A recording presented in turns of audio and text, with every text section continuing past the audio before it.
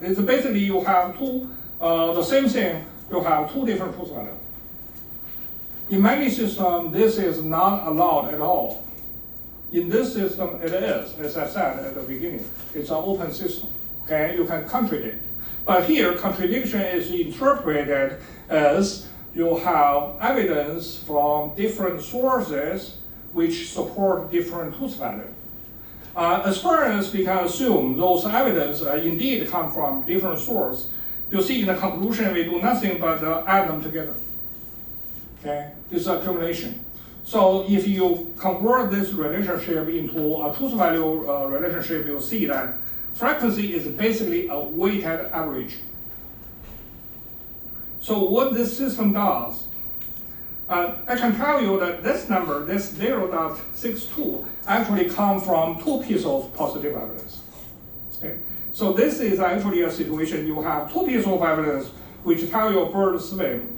One piece of negative evidence tell you a bird cannot swim. When you put them together, you will see, oh, maybe 2/3 of my evidence support bird swim, which means 1/3 does not, or against that. This conclusion confidence level is higher than both of them. This actually corresponds to 3 pieces of evidence, which sounds pretty easy. So you can say that in a sense, in this system, it also does statistical reasoning. But a key difference is it does it in an incremental manner. It does not collect all the data, then you run statistics, say what's a percent. No. It takes each piece of evidence to produce a conclusion by itself. Okay? So in a sense, it can do one short learning already. One piece of evidence gives you a conclusion, even though the confidence is low. If you have more, you get a whole bunch of confidence conclusion which can be merged together in this way.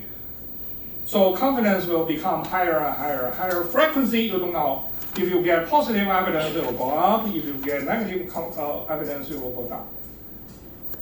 So, thanks.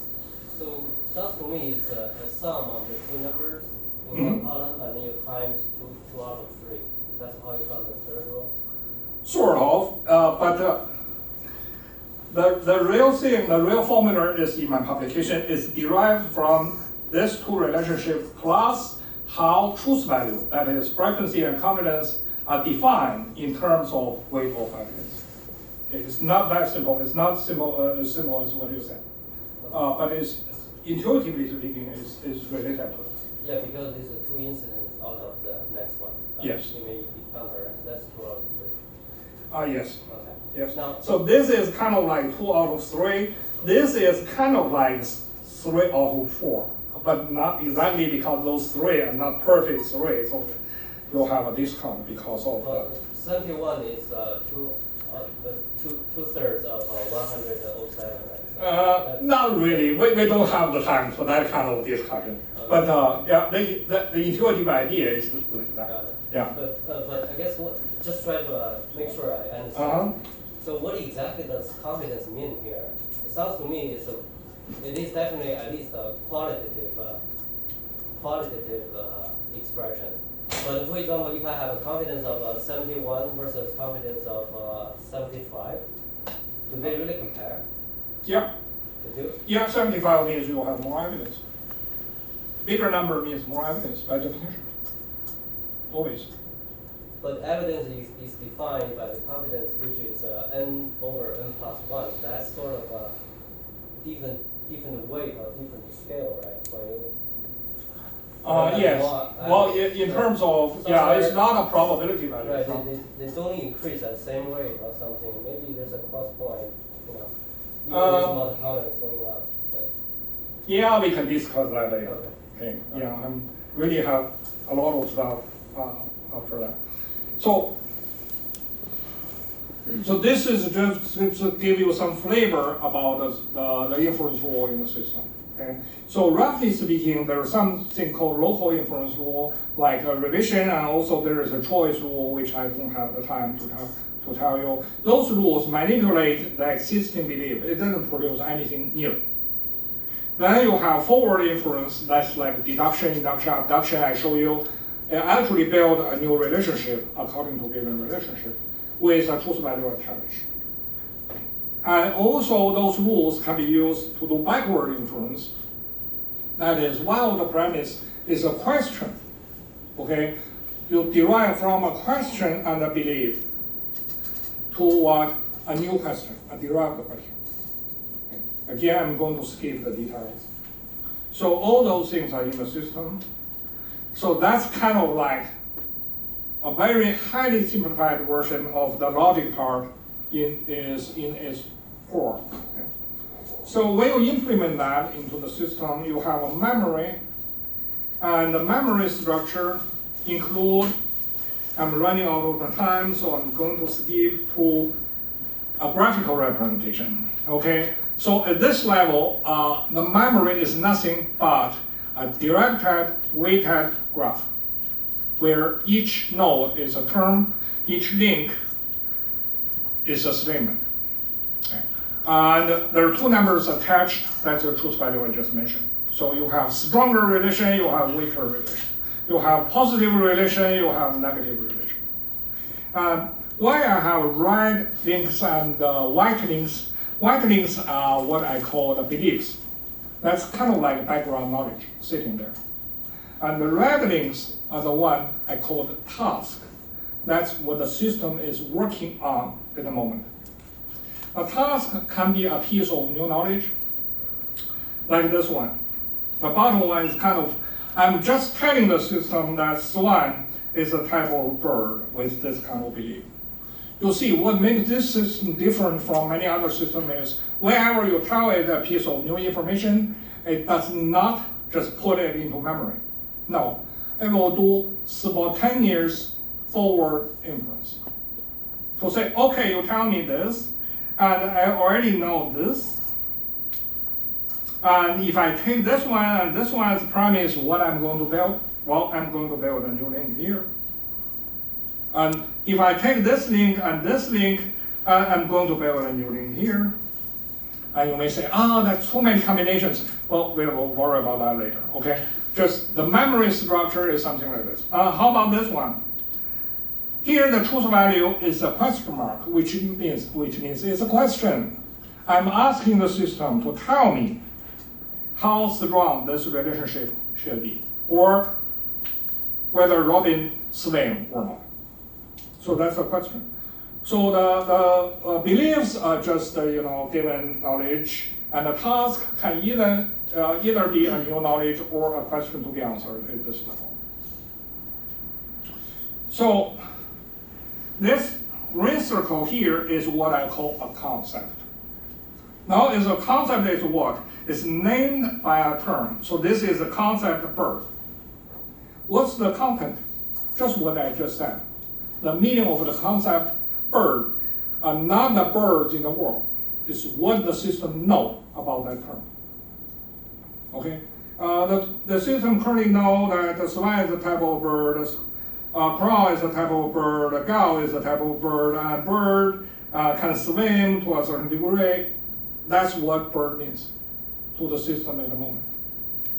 Okay? When the system is running, as you can guess, the new links add into the system, and also the inference will produce new links.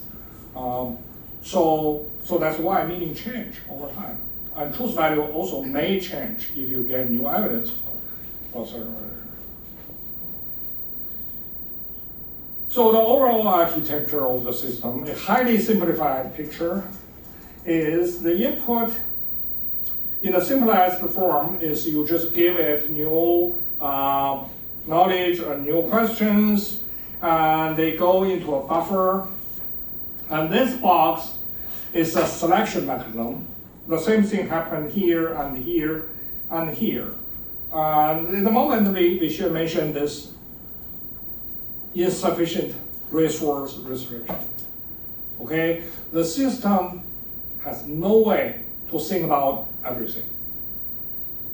So it will always selectively process its tasks. So some of the input, all the input will go into the buffer, but only some of them will be selected from the buffer to to go into the memory. Then this memory is just the directed graph, weighted graph I just mentioned. Okay? And also at each inference cycle, only 2 of them will be selected from the memory. And also according to this syllogistic manner of the system, we know that these 2 relations must share a common term. Otherwise nothing can be derived. Okay?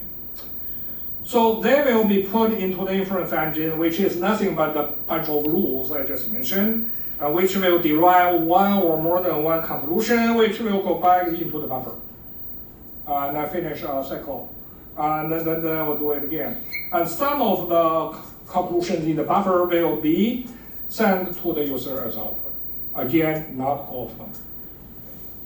So that's kind of like the big picture. Now you see the control strategy is nothing but selections. So in each step, I said, you select a task, which is the red link you want to process. When I say process, it means that you're going to pick a white link, which is a piece of background knowledge. There are several different possibilities. Okay? Maybe this red link is a question, this white link happens to be an answer, then perfect, you get an answer. Okay? Maybe these 2 beliefs, and you get a new belief. Maybe there are contradictions, then you get a revised belief, and so on. You see, this is data-driven. Okay, what process a task obtained in each step is completely determined by which belief happened to be selected at that moment. So how the selections are done? In one word, is probabilistically. That is, everything get a chance to be selected, but not the same chance. So there is a priority distribution maintained among the concepts and within a concept among the tasks and beliefs. Everyone get a chance, but not the same chance. So now you see, everything will be actually determined by the priority distribution. How to determine that? Well, that's a very long story, okay? Priority actually is a number which summarizes several factors. Who are really interested can later talk to our team and we can show you the code. But now we can tell you that the major factors, there are 3 groups. One group is the quality of the data involved. For example, everything else being the same. A high confidence statement have a higher priority than a low confidence statement, right? A high confidence statement is kind of like what we call a fact. A low confidence statement is more like what we call a guess. Okay? If you have limited time, better use the facts than the guesses. But if you really have nothing better to do, of course you can think about the guesses. So that's one factor. Another factor is the usefulness in history. It's kind of like a reinforcement learning, but not exactly. Okay, each time you use something, it turns out to be useful for this moment, then you give it a reward, so the priority will become higher. Next time it's more likely to be used again. Okay, if it's not that useful, you give it a small punishment, so it will go down a little bit, something like that. And also, finally, it's relevant to the current context. Here, the contexts are actually defined eventually by a given or the input task. For example, if I ask the system a question, all those concepts that directly appear in those questions will be activated, which means priority will be increased. So we'll get a bigger chance to be selected, to be processed in the next moment. Even though it's not deterministic, it's probabilistic. Again, there are a lot of details here in this sentence, but we don't have the time for that. Okay? Also, my talk is restricted by insufficient resource, so we have to spend time. At least I'm self-consistent. So one important result is task processing will not follow a given algorithm. Why? Because it depends on many factors. Those factors change from moment to moment and in a non-repeatable manner. Okay? So, for example, if I ask the system a question, you know, whether a bird can swim or not, what's the answer? I have no idea. As a designer of the system, I have absolutely no idea because it depends on the system's experience. Okay, what I have told the system before about birds and swimmers, and also depend on the system's resource distribution at the moment, whether the system have enough time to think about that question or how deep that thinking process will go. And also depend on what I have asked the system before and after that question. Okay? Because if I ask the system question after that, I immediately give it another task with a much higher priority. Guess what? The previous question will be simply ignored by the system. It doesn't have the time. Okay? So what's the algorithm? At the task level, you don't have it. But it doesn't mean the system is driven by magic, of course not. Every single step, all the inference rules are nothing but algorithms. But how those algorithms are combined together to solve a problem that change from moment to moment. So you don't have a stable or repeatable algorithm at the task processing level at all.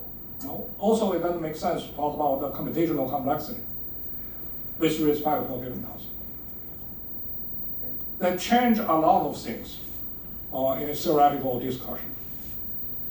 Again, we don't have the time, so I have to quickly finish. So what we have described is basically there's the bottom part of the whole nervous system.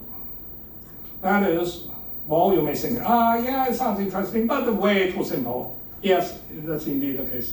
Okay, the system was conceptually introduced level by level. In each level or layer, what we are doing is we extend the grammar, we add more inference rules. And also at each layer, we are actually building two logic. First is what I call an inheritance logic, which is a binary logic, which ignore the restriction in knowledge and resource, just like what I did before. I define a binary truth value. Okay? Then what? Then I put the resource and the knowledge restriction into account, say, no, actually truth is a matter of degree. Then what I get is what I call non-axiomatic logic. Then I'm going to build it more and more and more and more complicated, and then at each layer I'm going to extend it into the non-axiomatic version. So eventually the whole system consists of 9 layers according to my current design. But when you implement them, you only implement the non-axiomatic part, and this part is basically your idealization when you build the system. And also all together. So in the code, you typically don't see levels at all. And they're all implemented together. The current situation is, well, later Patrick will tell you more. Basically, we have implemented most of the rules to level 8, and the top level, level 9, we already have something there, but it's not finished. Because of the time, what I have discussed is the core, and for the others, I'm going to discuss them as 3 groups. Very briefly, just tell you what each group does, how the logic is extended without any detail. Okay, we don't have the time. So the first group is level 2, 3, and 4. What I do here is to introduce more copulars. Of course, you cannot just use A is a type of B for everything. Okay? Here the idea comes from set theory. Even though a term is not a set, but some terms can be sets. So based on the ideas borrowed from set theory, we can define new copulars as variants of the inheritance copular. For example, we can define similarity with a symmetric inheritance. Inheritance is one-way, similarity two-way. Also, instance and property, we will allow proper name. And property is more like attributes or adjectives. They have some difference between them and nouns in terms of what kind of reasoning about. So we introduce those things. And more interesting stuff is we introduce the concept of compound term. You see, Aristotle logic has been criticized on many aspects. One aspect is expressing power. It's too simple. Okay? You cannot just have a subject and predicate. But if you think about natural language, many sentences can be analyzed into subject and predicate, except the subject and predicate is not a single word, but a phrase with the internal structure in it. Okay? This is the same thing we're doing. So we still use subject and predicate sentence, except the subject and predicate can have structures, can be very, very complicated, can be recursively defined. So the compounds here, I said we can have sets, we can have intersections of sets, we can have difference of sets, we can have Cartesian products and image. Using those things, we can actually represent an arbitrary relation. You see, in set theory, arbitrary relation is nothing but a set of pairs or tuples, right? If you can allow a tuple be used as a single term with internal structure, of course you can represent any set, any relation in this subject-predicate format. Again, we have details if you're interested. So we have new inference rules to handle those new structures. For example, we have comparison, we have analogy. If two things are similar to a degree, then if you can say something about one, you can say the same thing about the other to a certain degree, and so on. Okay, you can guess what's happening here. It's very similar to what we said before. Also, the system not only builds new links between nodes, it can actually create new nodes, given this mechanism. But the new nodes are not coming from nowhere. They're constructions of existing nodes. And system try to kind of like compress the information. So if you know two properties often come together, then I will build a new node which represent the intersection of them, so that in the future I will just mention that thing. So that makes sense. So that's the type of stuff we can do. And after those